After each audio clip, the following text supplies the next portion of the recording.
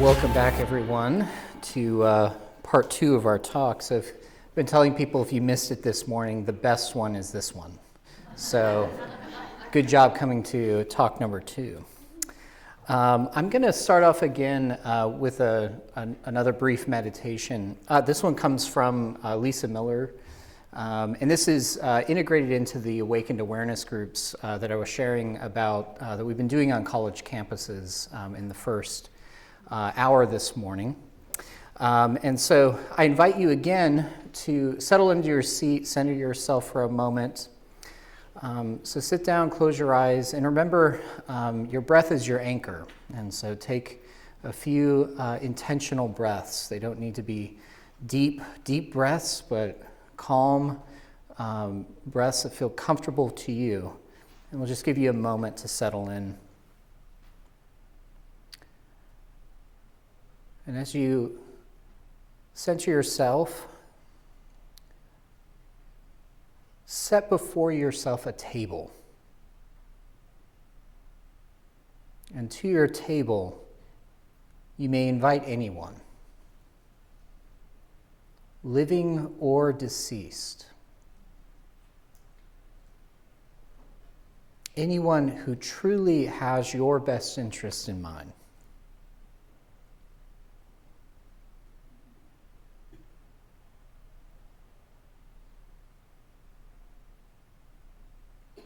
And with all your guests seated there at your table, ask them this question. Ask them if they love you.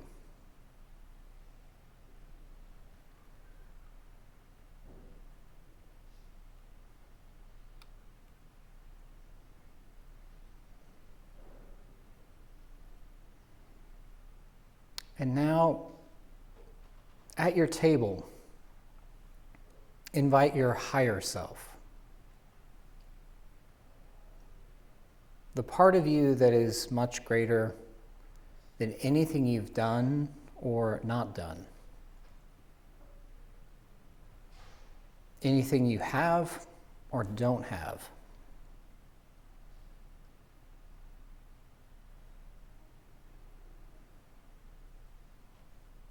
And now ask your eternal higher self if you love you.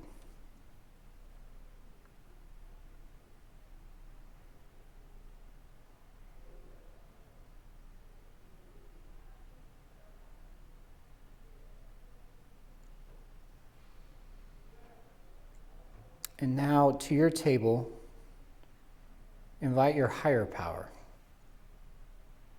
Whoever or whatever that is to you.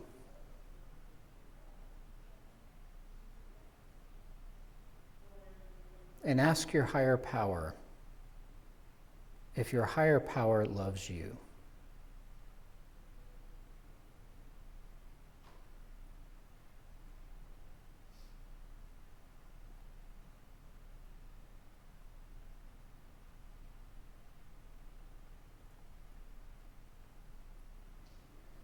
And now, with all of those people sitting there right now, ask, what do I need to know right now?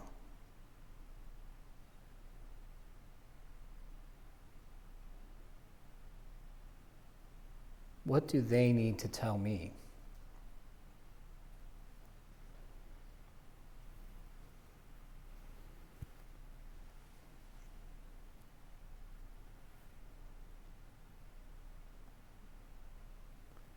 When you're ready, we'll close this meditation, and when you're ready, you can open your eyes.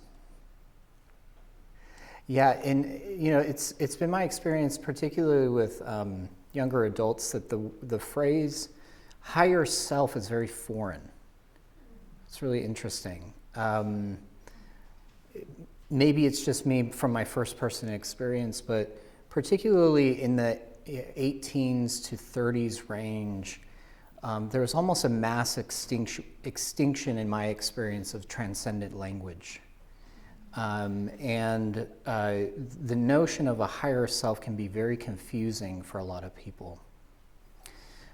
But it looks different, but you shared that it's me, but it's me in a different form, a different, almost ideal. And then that's connected to this grander scheme, right? This grander vision, this grander perspective. One of the reasons why I wanted to share this particular meditation is that there are a lot of different guided meditations out there, right? Self-compassion, guided meditations. When I was a doctoral student, my first experience as a interventionist on a research study for group psychoeducation was actually running a self-compassion group, and we guided group members through guided meditations using kind of a mixture of like Kristen Neff's self-compassion, metta meditation. And what I was really struck by, though, was there was no higher self in the meditations. There was no invitation even, really, I would say, to a transcendent language. Most everything was self-focused, self-compassion, right? Now that would then move out toward, I would say, to social connections, to your community, to other people. But I noticed that next step beyond the social was never there. And that always kind of stayed with me. If you use, mindfulness-based stress reduction approaches, self-compassion, look for any invitation for the transcendent. It's really interesting how missing it often is. So what I want to do in the last part of our time together is to pick up on some of the things that we were talking about this morning and really focus on what is it that makes something like the transcendent visualization something that's a spiritual exercise. And the way I want to do that is actually to focus on some of the work that's been going on around the psychology of meaning. I have found it to be a very helpful way for us to understand when meaning becomes spiritual meaning. Okay. To lay that foundation, I've really been drawn to the work of the Franciscan sister Ilia Delio. She wrote this book, The Unbearable Wholeness of Being, about 10 years ago. And I remember when I first read it, this particular kind of lesson came straight through. And it's at the introduction of the book. It's on maybe the first handful of pages. And right at the beginning, she starts to delve into what does a spirituality of wholeness look like? What does it mean to have a spirituality of wholeness? And the way that she does that is actually to use an old term, Catholic. Most people associate the word Catholic with Catholicism, right? And even more specifically, Roman Catholicism. But what's really interesting is that when you look at where the word Catholic comes from, it may not be what you think it means, okay?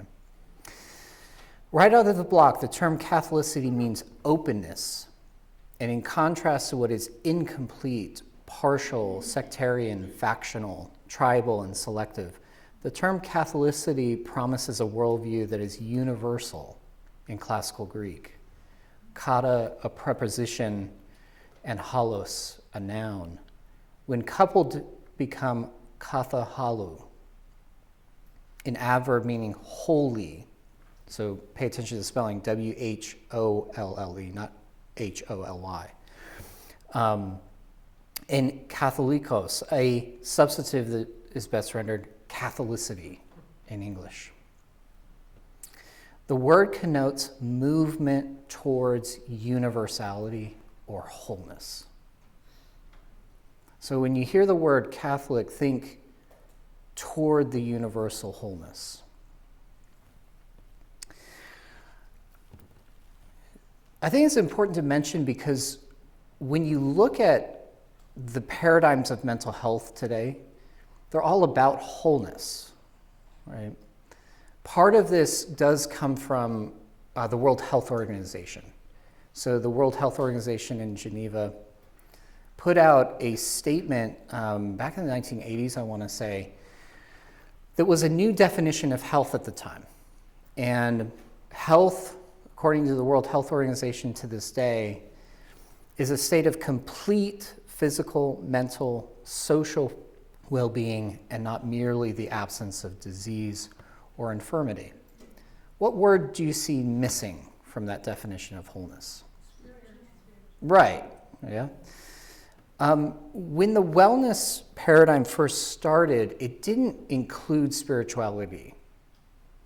Now, you might be able to kind of sneak that in a way of saying, well, it's implied. You know, if you think about Catholicity, like I just said, the movement toward wholeness. But leaving something implied doesn't mean that you actually address it, right? And that's what essentially did happen with the wellness paradigm until it started to be included. And this started to happen in the early 2000s, around 2006.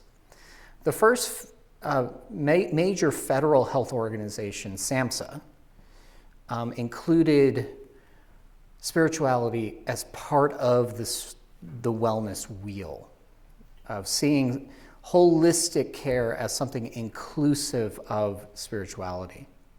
And there's kind of a back and forth at times around should spirituality be kind of the whole picture? Should spirituality be the kind of core that all of this is drawn into? Should it be one spoke on the wheel? So currently, there's kind of I would say agreement broadly. It's one spoke of the wheel, okay? Now, what do you notice about how that word spirituality is used in the wellness wheel? It's meaning and purpose, right? And again, going back to my time as an early doctoral student, we utilized a wellness wheel just like this with our groups.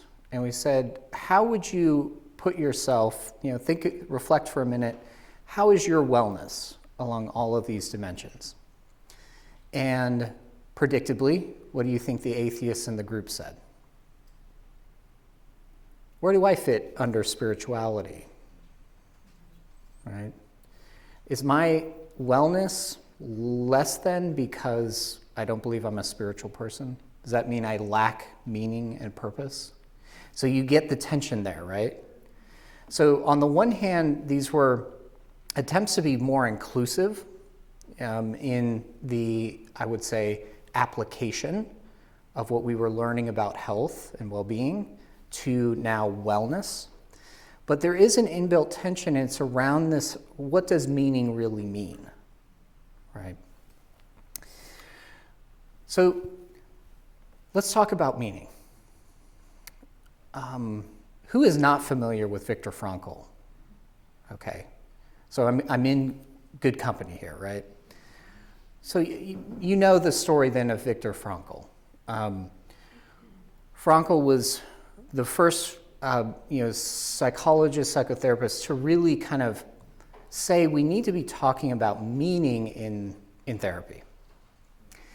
Frankl developed logotherapy out of that. And his basic assertion was that human beings have a drive toward meaning. We're meaning-making creatures. If you know the why, what it means is that you've already figured out, put together the who, what, where, and how.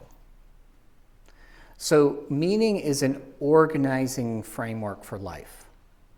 It includes all those other questions along with it. And if you can't figure out one, you feel a sense of disconnection and a sense of fragmentation. Where did he learn that? Well, he learned it in the great crucible of the Nazi death camps. He was in a few death camps, survived his last internment actually in Auschwitz.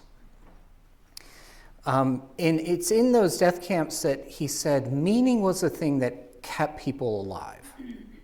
If people could find out a why, they could, just like Nietzsche said, they could withstand almost any how. Now, what he also pointed out, I'm not sure if this gets talked about enough, is that people had different kinds of meaning that animated them. For some people, it was the meaning of revenge. If I can get back at my persecutors, I'll stay alive long enough to be able to get revenge. Other people, he said, behaved like saints. What does he mean by that? What different source of meaning may have been animating those individuals?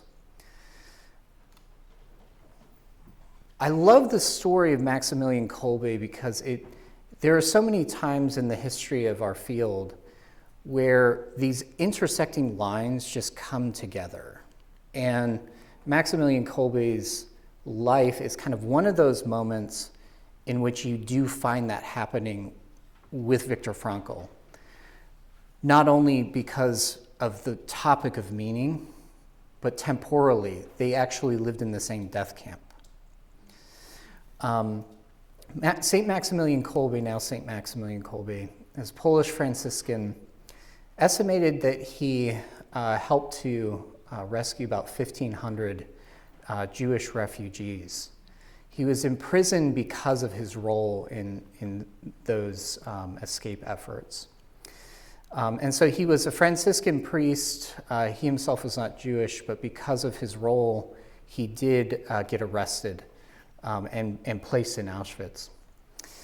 The people at the time recognized that he seemed to be able to withstand a lot. So he underwent a lot of cruel beatings, but people were amazed at his composure in his ability to cope with the torture that he experienced. At one point, there was an escape that happened in Auschwitz, and then 10 prisoners were selected at random to be executed as a reprisal for that escape attempt. One of those individuals was a father, and he cried out, "But my wife and my children." And Maximilian Kolbe overheard him and saw his suffering and volunteered to take his place. They were then placed into a chamber underground and starved to death over a period of several days. And so what is it that animates someone like Maximilian Kolbe to do something like that? You know, we can sometimes think of meaning as coping, surviving to the next thing. Maximilian Kolbe made it very, biologically speaking, it didn't make sense. There's no biological survival that he would be able to preserve. Why would you willingly give up your life? What type of meaning is that animates a person to make that type of decision, right? So I think that's a really helpful way of starting to differentiate and tease apart. When we're talking about meaning, what do we really mean when we say the word meaning? So a really common way to assess this in psychological terms is through the Meaning in Life questionnaire. Has anybody ever used this or seen it? Okay. Meaning in life is definitely associated with a lot of great benefits.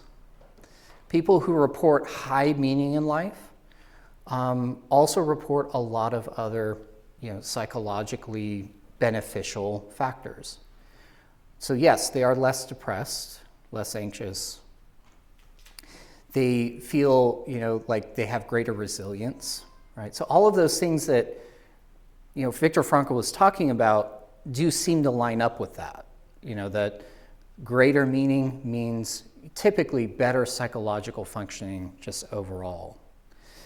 But the one problem with this is that all meaning is attributed as being the same kind of meaning.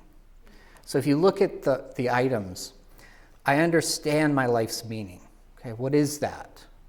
What is your life meaning?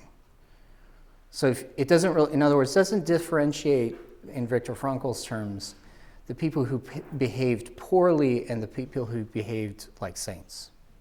Both are meaning, right? I'm looking for something that makes my life meaningful. Again, what is that? There's two factors here. One is you feel the presence of meaning in your life, and the second factor is you're searching for meaning in your life. But again, either the presence or the search, there's no differentiation between the type of meaning that someone might be pursuing. There's an issue there. I think there is different types of meaning that people are drawn to, and not all types of meaning are equally beneficial for people. Why do I say that? We've started to do some really in-depth work in trying to tease apart the different ways people understand meaning in their life, and then try to look at that more holistically when people are drawn to certain types of meaning. So what we've done is we've drawn from Viktor Frankl, and Viktor Frankl, in addition to saying we have a will to meaning, he also defined meaning as a time gestalt. And a gestalt is a pattern that comes into clarity. He said, and as such, becomes something whole only after the life has been completed. So meaning becomes whole, but it becomes whole at a certain point, a certain time point. So if you look at that image on the screen, what is that image of? What's that? The back of a leaf. It's the back of a leaf, right? And how are you able to interpret that, right? Because you've been able to put together the whole leaf and see the patterns at some point in time, right? So meaning requires this kind of element of time in order to develop and then crystallize. Okay. So my favorite way of illustrating this is through time perspective theory. And so Kurt Lewin put together one of the first psychological research programs on time perspective. And he said time is defined as the totality of the individual's view of their psychological future and psychological past existing at any given time. One of the really interesting things I think about being a human person is this ability to see a time continuum and to plot yourself in a past, present, future time orientation. My favorite way of illustrating that is through the James Webb Telescope. How many of you have been paying attention to what's been happening with the James Webb Telescope? A couple of you, okay. James Webb Telescope was put up about 3 years ago into the outer atmosphere. The James Webb Telescope was designed as the largest out-of-atmosphere satellite that human beings have ever created. And it's been peering into the universe, into time dimensions that we have never been able to measure before. And what has been happening with the James Webb Telescope is that it's been looking back really, really, really far in time. And so some of the images that I'll show you actually go back to close to 13 billion years ago. The clarity of these images are mind-boggling. So the one on the left, that one was taken by the Hubble Space Telescope. The image on the right is the James Webb. Isn't that amazing? The amount of detail that we're able to now see in the universe is awe-inspiring. It's astounding, right? This is the deep field. This is so this looks like a dark piece of space to the human eye, and even to powerful telescopes, this looks like a dark piece of space. But to the James Webb Telescope, it's looking back, and it's estimated about 13 billion years, some of those light images that you see. That time scale is mesmerizing to me. And if you think of, too, on top of that, the expansion of the universe that's happening, is it slowing down? No, it's speeding up. And where is it going? That boggles my mind.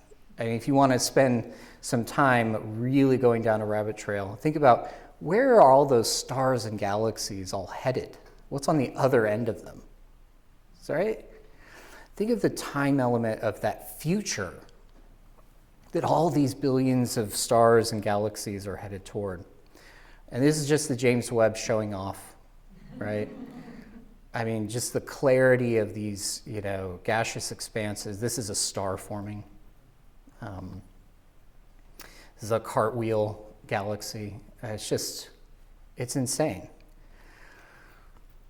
Whenever I see these images, I always recall to mind some of the Psalms, because part of the cool thing about growing up in a land that literally nobody lives in southern Arizona is that this is also part of my own spiritual development, because the people who discovered some of the comets that we now see on a regular basis lived near us. And so we cleaned, my mom and I cleaned their houses, these astronomers that were, so the naked eye, you could see the Milky Way galaxy. Have you ever lived in a place dark enough where you can see that with your naked eye? I've never seen that here. Too much light pollution. But when you go out there and you just see, it's like, my goodness, I know why these ancient writers. Think of a time where you didn't have any light pollution, what that view looked like, right? The heavens are telling the glory of God. The firmament proclaims his handiwork. Day to day pours forth speech. Night after night declares knowledge. There is no speech. So there's no words in the telescope images. Nor are there words. Their voice is not heard. Yet their voices go out throughout all the earth, and their words to the end of the world. What's the Psalms picking up on, right? It's this grandeur of, wow, look at all of this expansive space. We live in a really interesting time to be able to look at those images, and they're almost like a Visio Divina exercise. You look at those images, they almost become icons to peer into. But what it does do is it makes us reflect upon, where are we coming from? Where are we now, and where are we going as a collective humanity? So we can envision where we'll be or where we were, but even on a grander scale than we've been able to in generations past. But we are also able to do something else. We're also able to look at that and say, is this good? Is this fulfilling? Is this bad? Is this traumatic? Am I indifferent to this? So it's the ability that we have to be able to look at a time scale, see ourselves in it, but then also, what do I believe about that? What do my values say about that? What's really interesting is that when you have a positive future orientation, you're also more likely to cope better. You're more likely to experience well-being. You're less likely to take unnecessary risks. And you're also more likely to endorse higher spirituality. That's when you have a positive future orientation. So time and spirituality are very closely interwoven together. Okay, that's the point. The reason is of what's called the event horizon. So the event horizon, as you see the sun coming up over the horizon, this is obviously, you wonder, is this daytime or is this going into nighttime? Is this a sunrise or is this a sunset? We can do that with any event, right? So the psychological threshold of when an event will happen is something we can envision, and that's called our event horizon. So what is your event horizon 1 hour from now? Can you envision it? What about 1 day from now? Again, what will you be doing, but also, is it good? Is it bad? Is it fulfilling? Traumatic? Is it something you're looking forward to? Is it something you're dreading, right? What about 1 week from now? Go farther. What about 1 month? And now 1 year. Where do you see yourself in 1 year? It's a common question you ask people. Where do you see yourself in 5 years? Right? Why do we have that capacity? Have you ever tried to ask your pet that? What kind of response do you expect to get? It's like, when's lunch? It's like, when are you going to feed me a treat? But human beings, we have a much more complex ability to envision what we will look like, be doing into the future. And we seem to be the only species that can do that. So part of being human is inherently being able to have a time spectrum, right? I didn't ask you this yet. What about after you die? That's also something that's very unique to us as human beings, right? That's the one that catches us, and we want to ponder that one especially hard, right? What will happen after I die? We can call that transcendental time perspective. Okay? And it's really, really crucial, we have found, to being able to differentiate the type of meaning people really tend to draw from. Okay?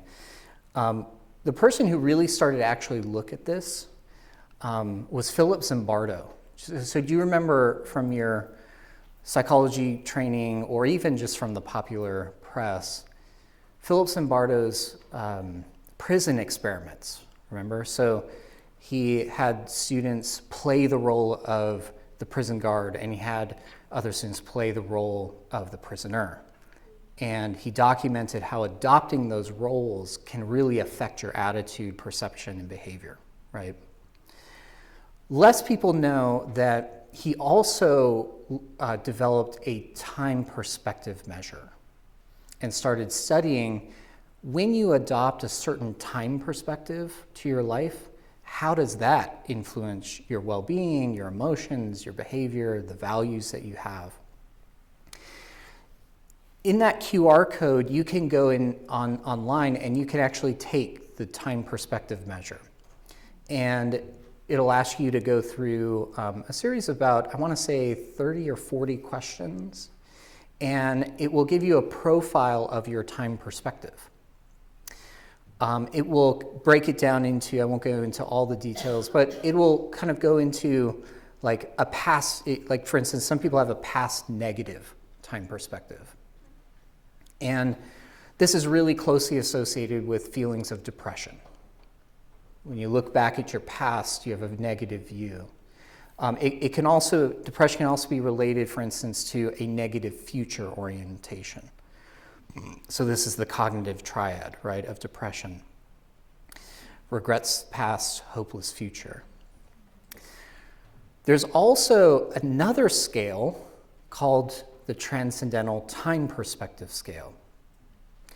That one doesn't fit into past, present, future. It's its own time perspective. And that transcendental time perspective has these types of items in it. Only my physical body will ever die.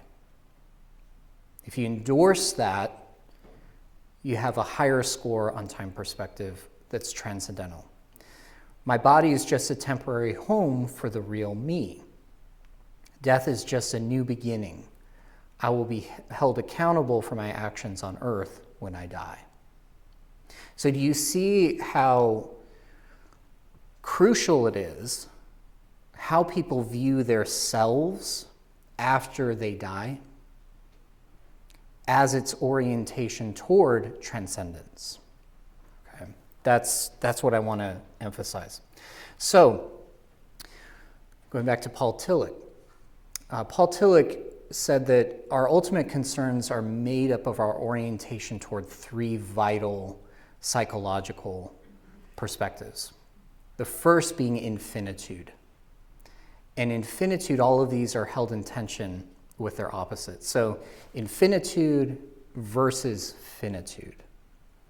Infinitude being on an infinite time perspective, seeing that this goes on and on and on and on. And there is no stop. So St. Teresa of Avila, her first spiritual experience she remembered was hearing the word forever. And she would just sit and meditate on forever, forever, forever. So infinitude is this awareness of the event horizon of our mortality, right? So we look up on the horizon and we see death, as Yalom said, rising up to greet us. It creates in us a drive to give substance and continuity to our lives. We seek durability for our efforts or our legacy that will continue on into the future. This sense of seeing the self endure and extend into the future toward an infinite horizon makes room for the possibility that death is not the extinguishment of our life, but the opening up into a new mode of existence. One of my favorite contemporary writers and psychotherapists, Irvin Yalom, wrote this wonderful book recently called Staring at the Sun, Overcoming the Terror of Death. Irvin Yalom is an atheist. He grew up nominally Jewish. And Yalom has this incredible ability to articulate these psychological concerns. He relies a lot on Paul Tillich, but he fundamentally has a very different perspective from Tillich. For Tillich, infinitude, our lives are wrapped up in the infinite mystery called God. For Yalom, when we die, that's it. Biological extinction is the extinction of yourself. So in response, Yalom says, it's very stoic. Live life with very few regrets, so that when you get to the end of life, you can like yourself a lot better, right? That's good advice overall, but it is a very different perspective from seeing yourself on an infinite, eternal time perspective, right? Death is the extinguishment of life for Irvin Yalom. For the spiritual perspectives, it's a new beginning. It's the next phase of life.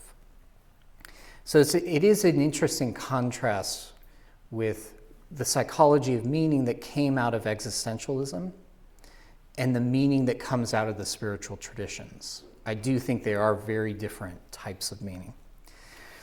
So one way that we've helped to kind of tease this out is what's called a logoplex. And so meaning can be identified by where you find yourself along this quadrant. So as you go up, that's the transcendent side of the quadrants. As you go down, that's the materialistic side of the quadrants. When you go to the left, that's the individualistic side of the quadrants. And if you go to the right, that's the relational side of the quadrants. So a lot of religious meaning happens at the top two quadrants. On the top left, me and God. You know, when I go out there in nature, it's me and God. We're all by ourselves, right? When you go over to the right end of the quadrants, still at the top, transformational. These are people who go God and everybody else. So this is, to me, this is like the prototype of the Martin Luther King Jr.'s. These are the people, Martin Luther King Jr. knew he probably was going to be assassinated in Memphis, right? His friends tried to discourage him from going because they knew it probably was going to end in an assassination. Why did Martin Luther King Jr. go anyways? Did he have a death wish? No. He saw a bigger picture to his life. And he saw that picture extending on, as he was very fond of saying, the arc of the moral universe is long, but it bends towards what? Justice. And he didn't see the asymptote of that justice in his life, but he saw the arc, right? What enables a person to give their life fully for a cause? It's that ability to transcendently move beyond the circumstances in which they find themselves. And so prototypical examples like that of Martin Luther King Jr., I think, are emblematic of that quadrant. The bottom two quadrants are also relevant for, I would say, probably most people, right? Bottom left of the quadrant, individual and materialistic. One of my favorite ways to illustrate this is through these, right? Yes, I'm drawn towards transcendence, but I also have materialistic too, right? What's symbolic of keys? It's things I own. It's things that I can possess. It's things that I can use for my own purposes. So it's not that people don't, if you're on one end of the spectrum, you definitely don't use the others. So please don't misunderstand me. But the materialistic is self, and it's things that you can consume, buy, take hold of. The other end of the spectrum, still on the bottom, is the humanistic. And this is where I see a lot of people in society moving into. A lot of people are moving from the top quadrants and then moving into the humanistic quadrants. The reason why I say that is that the humanistic is still very focused on what can we do now, what can we accomplish now. But it also does have a bit more of a time perspective that goes beyond just the now. So one example of this to me is people who are really drawn into social justice activities, and people who are really drawn into another kind of area of social justice, but climate justice. So people who are really concerned about climate change, but they don't believe in God. They don't believe there's a transcendent anything after their life. We need to save the planet now. Does that make sense? Okay. We've developed items and we've been testing these with hundreds of people. We're really close to being able to publish the findings on it. But solipsistic meaning are things like, I take care of my needs first. Being financially independent is the only way to be truly free. Secular humanistic, all of the world, including past and future generations, deserves justice. All people are of the greatest importance and value. When you go up to the aesthetic quadrants, these are the transcendent quadrants, individual. I meditate or pray so that I can grow as a person. I believe that there's a larger transcendent reality which we are a part of. And then transformative meaning, future generations depend upon the good decisions we make today. I'm committed to those ideals that promote community, justice, and peace. Okay? Very different types of meaning, but how are those types of meaning ultimately differentiated? It's by time and sociality, where you see yourself going either beyond time and place or away or toward other people. I have found that to be really helpful to understand what is going on with spiritual interventions, right? Because if you look at this list of interventions, some of them we've talked about earlier today, sacred moments. going through a sacred moment reflection this morning. The Transcendent Council. What makes that spiritual? Remember in the script it says, invite to your table anyone living or deceased. That's a past generation coming into the present, right? Invite your higher power, your higher self. That's that transpersonal dimension, going beyond yourself, inviting the transcendent into your meditation. What type of meaning you're ultimately drawing from helps to determine, have you moved into a spiritually integrated space or out of it? Does that make sense? Okay. Last couple areas I want to talk about, and then we'll end for today. Worthiness versus condemnation. This one I find to be incredibly relevant for psychological health. This one in particular. Infinitude really defines like time perspective, helps to determine like religious affiliation. So people who are more on the infinite end of the spectrum are more likely to be associated with a religion, is what we have found. But worthiness has its most clinical relevance. Worthiness involves assessing our self-worth, including who we are in the universe and in the ongoing process of life, including within our families, communities, faith groups, professions, nations, and humanity. Worthiness asks the questions, do I contribute to this larger social fabric, or do I take away from it? Do I facilitate the ongoing life process, or do I sabotage it? Okay. Worthiness shouldn't be confused with self-esteem. What we're talking about when we talk about worthiness is in the great context of life, how you see yourself in the cosmos. What is your worthiness to fit into that big picture of the world? So think about James Webb Telescope showing us big, universe. What's my role in that ever-expanding universe? We've found some interesting things. It has a lot of implications for hope. So conceptually, what we've done is we've looked at the concepts that really threaten hope in people's lives. And there's 4 really big ones that are a real threat to the psychology of hope. When Snyder put together the psychology of hope, he had this kind of idea that if you can envision a goal, if you can envision a way of getting to that goal, you have more hope.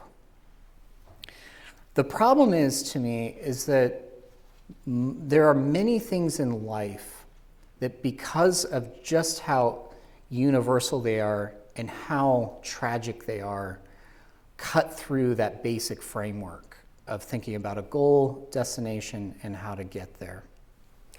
And there's 4 to me that stand out. Poverty. Several of you I know work with people on low SES end of the spectrum. Poverty is a great threat to the hope of people in the low SES spectrums. For me, it isn't just that people on low SES are going to struggle, it's that poverty exists at all, right? Why does poverty exist? Jesus said that strange phrase, the poor will always be with you. Why is that the case? Poverty, mortality, we've talked about, tragedies.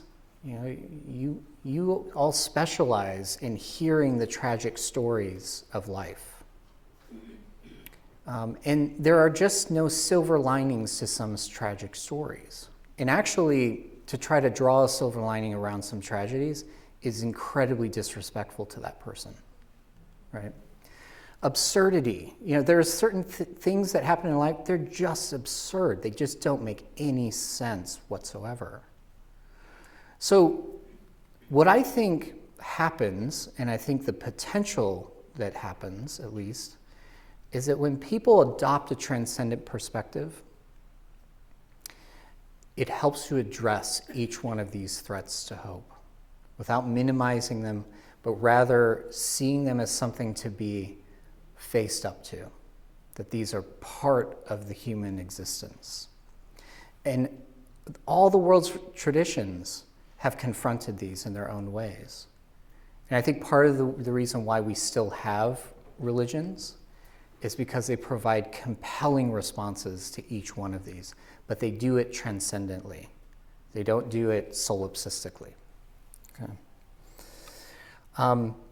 We know a lot of people are wondering about those issues. Most people yearly ask themselves, is there any purpose to my life? Why do I suffer? Is there any meaning in suffering? Remember the threats to hope. Why do bad things happen to good people? It's absurdity. And it doesn't matter if you're Christian, Jewish, Muslim, spiritual but not religious, atheist, agnostic. People are giving thought to this. They're pondering it in society. We have also found that concept, all of those concepts generalize to people who are atheist, agnostic, spiritual but not religious, religiously devout, religiously not devout. Not only have we found that those are relevant, but they also, particularly worthiness. When people look at themselves and they cannot accept themselves, that really is a powerful predictor of distress. And so if you think about concepts like shame, guilt, not feeling adequate, worthiness explains a lot of why that connects so deeply into our psychological distress. It's actually as powerful as our basic personality of neuroticism to determine how much negative affect we experience. So we've tested that with close to 1,400 individuals and published those findings. We also tested this with medical professionals, physicians. This was after the COVID-19 pandemic was subsiding in 2022. And we surveyed over 100 physicians across the United States and found that worthiness, and again, over half of this sample was not religious. A good portion, about 25%, were atheists.